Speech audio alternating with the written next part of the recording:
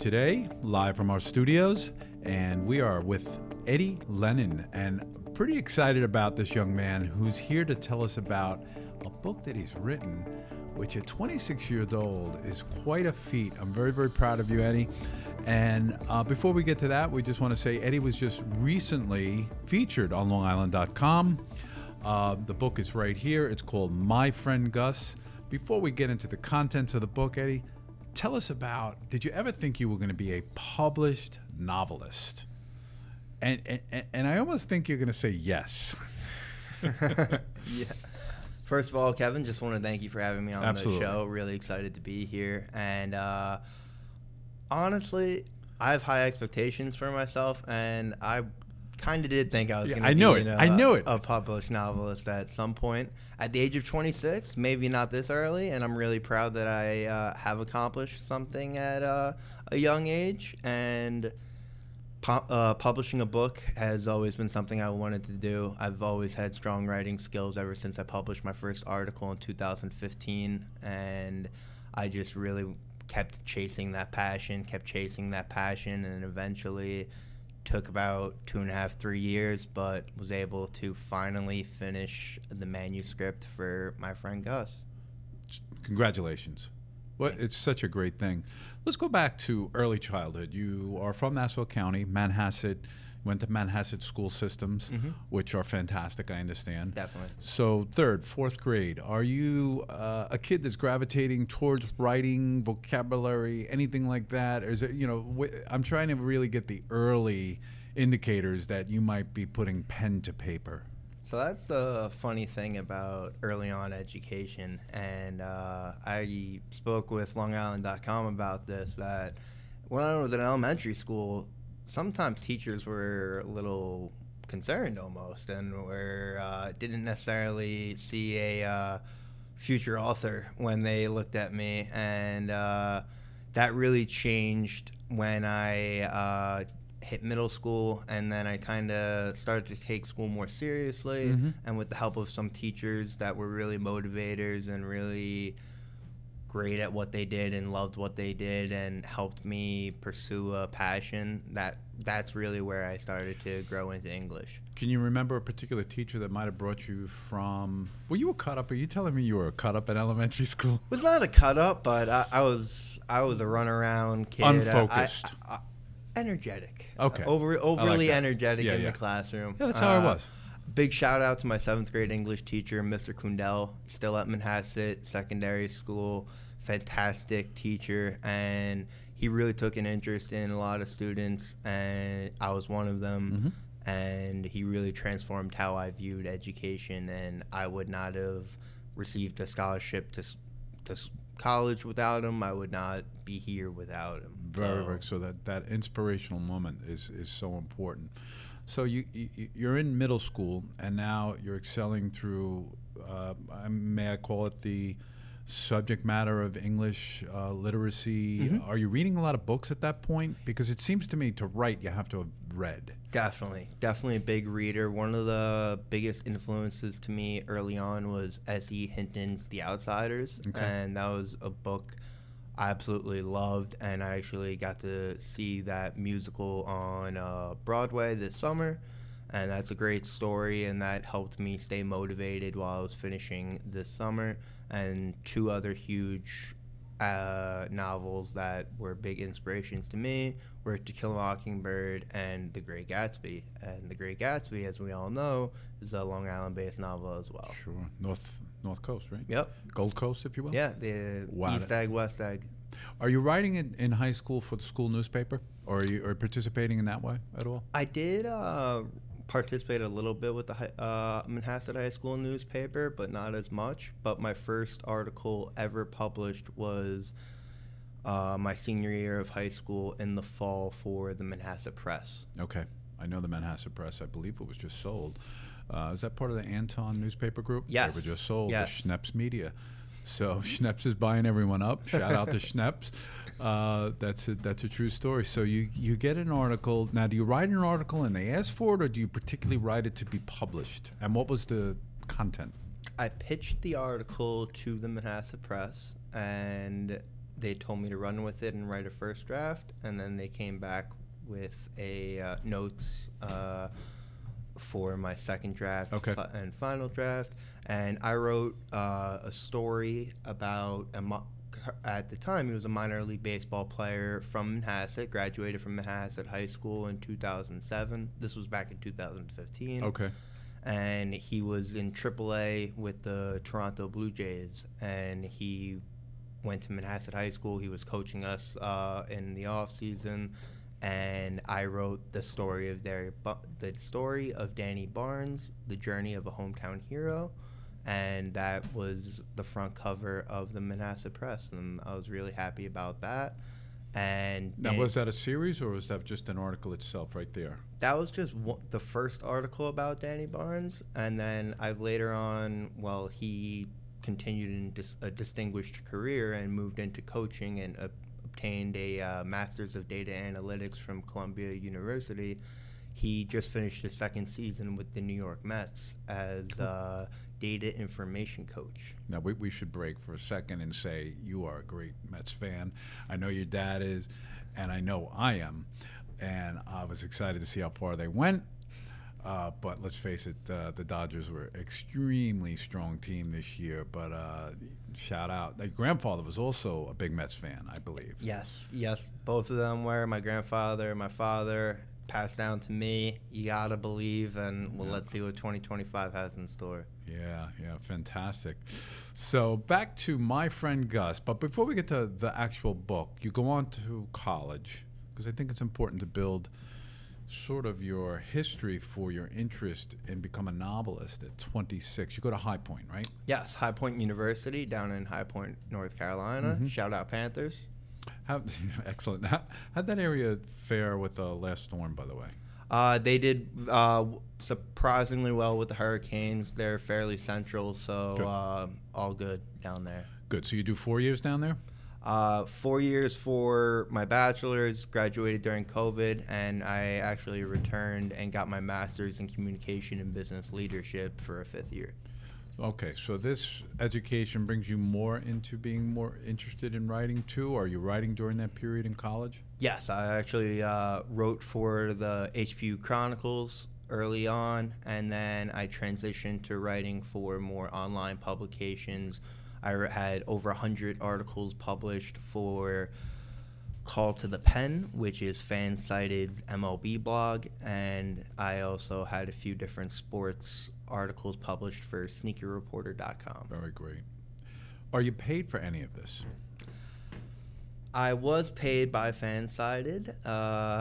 It wasn't necessarily the most generous for the author, but it was a good way to make some extra beer money while in college. Excellent. And you're getting all the experience that leads you up to this. Exactly. The experience is definitely what was worth it. So, Eddie, you're getting a lot more experience writing in college, and that brings you to post-college, where at 26 years old, you published this book, which is absolutely amazing. Tell us the content of the book and what would have been the inspiration for it. So, My Friend Gus, and as you can see on the screen, tale of an unlikely friendship between two people who need it more than they know. And essentially, it's a relationship, friendship story between an 84-year-old retired stuntman who moves to Port Washington, New York to retire, and a 23-year-old recent college graduate who moves back to Port Washington after he concludes college. Unexpectedly, the two become great friends, drinking buddies, and have a relationship that nobody really understands but the two of them. And they have a great relationship until life gets in the way. And by what life gets in the way, that's what the 156 pages are for. So I hope people crack it open and see how they bond, how 61 years really means nothing of a difference, and how people are united for who they are and for common interests. And it doesn't really matter how old you are or what generation you're from, that as long as you have a kind heart and you're a good person and you have some common interests, Commonality, sure. you're going to create relationships with people that mean a lot. Very cool. Was there a life event and or relationship that you had that would have sort of brought you there to this book, or were there just kind of intertwining thoughts that allowed you to finish the book because of some of your personal experience? So I would say It's a fictional book, right? It's a fictional book. Not gonna lie, one of the main characters, Pete and Gus are the two main characters. Gus is the stuntman. Pete is the younger gentleman. I took a lot of myself and from my life and put it into Pete's life. And I also just did a lot of thinking and daydreaming, I guess, when I maybe shouldn't have at times. But just thought that there's a lot of celebrities who live on Long Island, like Billy Joel, for example, Boomer Esiason, for example, Burt Young, who played Paulie in Rocky, lived in Port Washington for a little bit. And I just had a wild idea, is like, what if I became best friends with one of these guys? Very cool. And it was just kind of an idea. Started playing with it. Started off as a screenplay, seeing if I could maybe write a screenplay.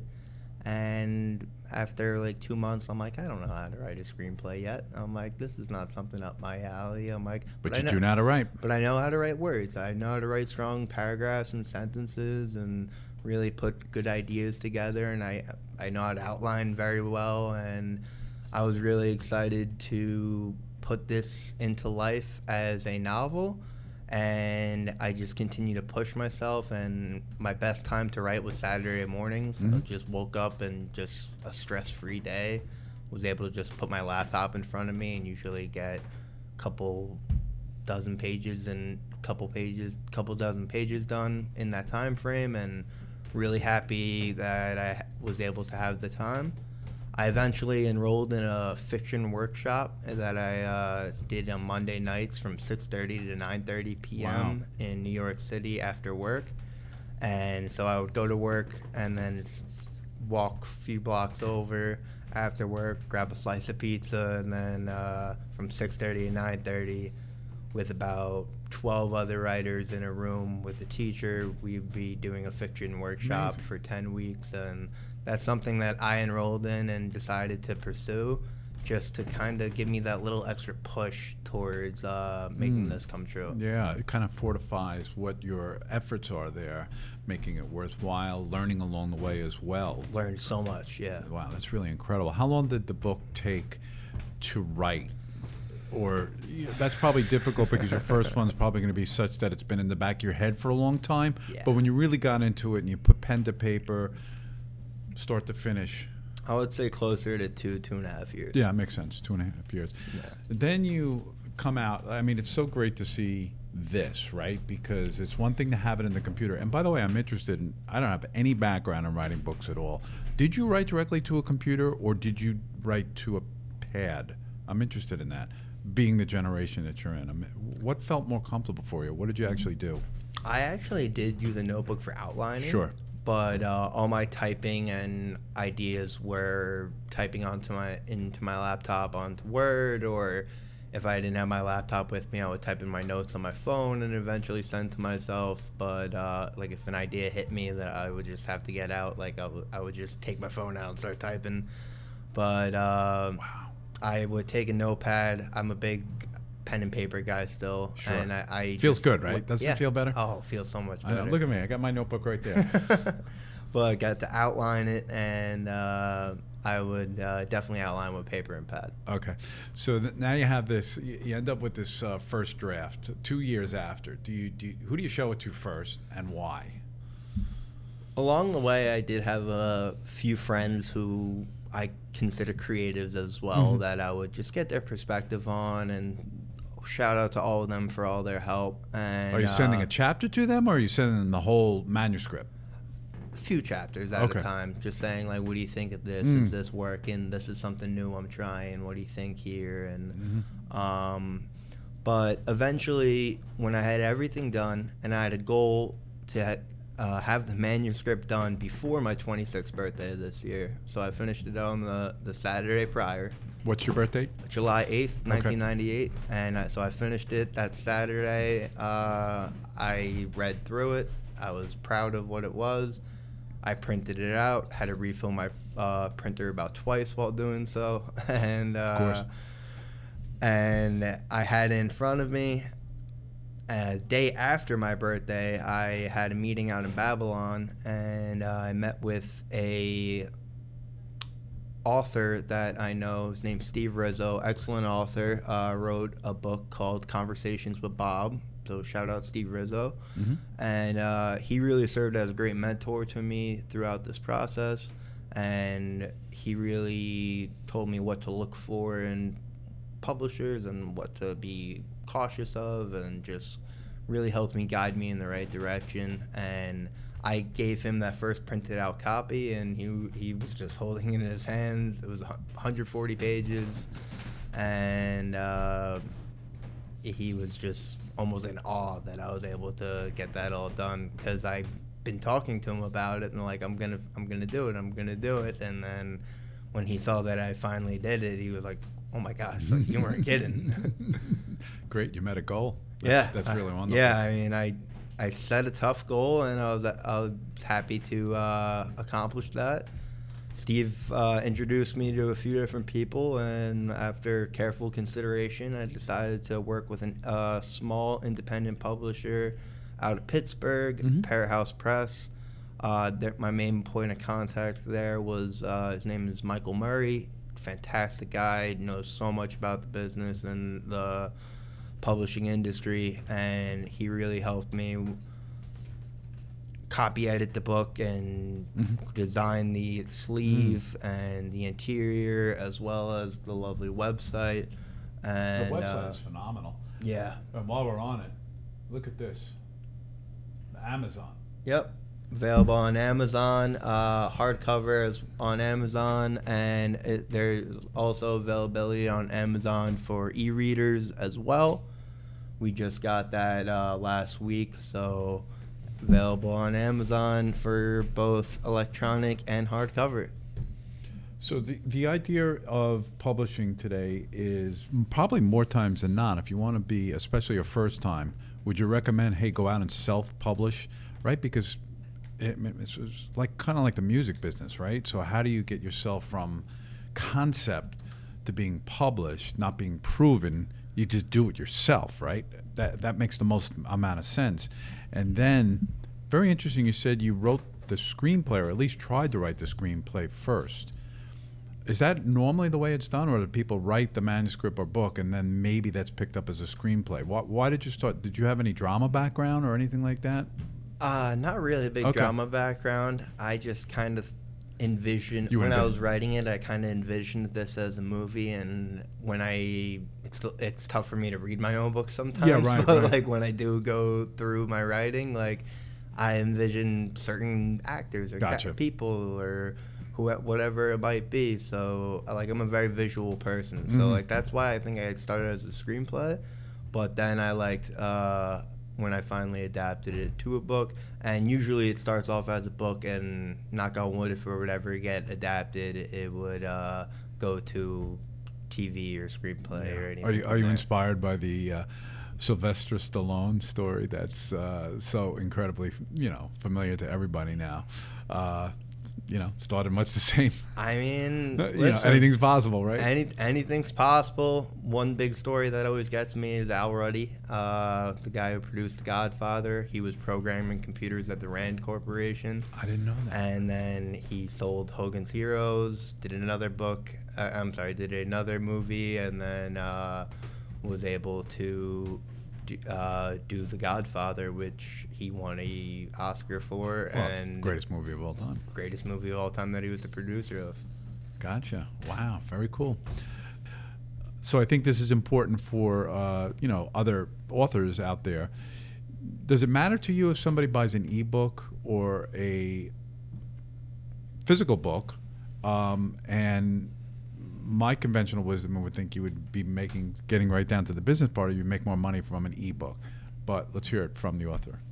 You are right. The percentage is higher off ebook than hardcover. However, just being able to have Yeah. a hardcover almost in someone's house or just in someone's hand Forever. and someone Yeah. can hold, that means a lot to me. Mhm. And however people want to buy it, please buy it anyway Right. you'd like to buy it.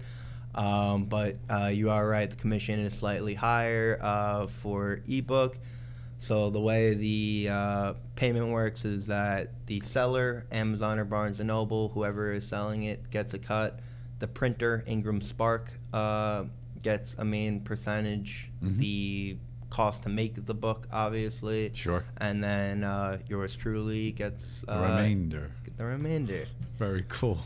That's really cool. So that you have a place where you can log in, see what's going on. Oh, I'm on that website about I 15 figured that. times a day. At least 15 times a day. It's a homepage. I'm on there before I go to Netflix or check my calendar. Now, I have to know this. Your first customer, your first buy, I hope it was your parents. I hope they were in the top 10. They were. My parents have been so supportive of this Awesome. journey and this endeavor. I really shout out to my parents, Yeah, cool. Paul and Justine Lennon. But they were definitely two of the first people to buy. A lot of friends and family, my siblings, my sister-in-law, Very nice. my aunt. A lot of people were very generous and bought very early, and sales have been going great so far. Oh, that's great. That's fantastic.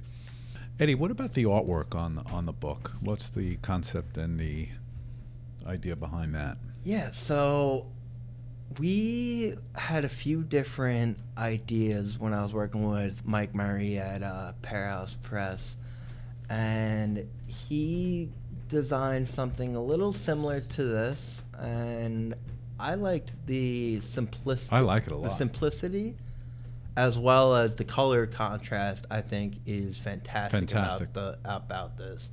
And even when I see it on shelves already, like I can see it popping out, which is awesome. But you see three things there, obviously. You see a baseball bat, a fishing hook, and a bottle of red wine. Those are three things that are symbolic of Pete and Gus's relationship, Okay. and three things that they bond over. Okay. Makes a lot of sense. I saw you had some endorsements. Yes. There might- These were my testimonials. Testimonials is the better word. You're absolutely right. Look at this. Yes. So the first testimonial was from a former HPU professor who I had in undergrad and grad school, Professor Steve Albers. He's also a former broadcaster for NBC and CBS. Shout out Steve Albers. Had some very nice things to say. And he's always been a person who was like, if you have a goal, go get it. Like he always taught us that whatever class we had with him. So he was a big inspiration, as well. Bria Simone Henderson, got to know her through a lot of networking. Just got to network with whoever you can at this point. She's a phenomenal actress, best known for her work on ABC's The Good Doctor. And she had some very nice things to say. And as a fellow Very cool. creative, she was honored that I shared my work with her. And I was honored that she had great things to say. My last testimonial was from my mentor, Steve Rizzo. And like he said, stellar debut. So this is my debut novel and hope of first of many. First of many, you say. So you might have some ideas already clinking about the next book? Too many ideas thinking Oh, about wow, that's the next wonderful. book. That's just a great brain to have, man. So I would say, there were three ideas that I'm deciding between.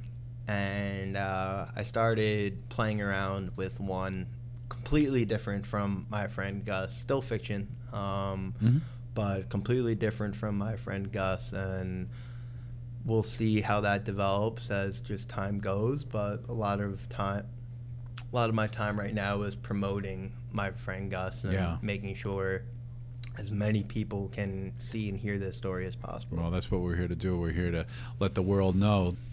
So, Eddie, as you were saying, it's 156 pages, very doable in a night or two on the beach or on a plane ride, 20-something chapters. I can't wait to delve into it myself, which I will do. Again, the design is amazing. That's what I look at. I'm a kind of, like you said, a person that goes with design and optics first, so you can judge a book by its cover in this scenario. So again, we're all very proud of you. Those that are watching this podcast, go out and buy this book, read it. We need more good things like this for sure. Fellow Long Islander, Nassau County, Port Washington, congratulations, Eddie. Thanks for being on Long Island Talks. Thank you, Kevin. Pleasure. You got it.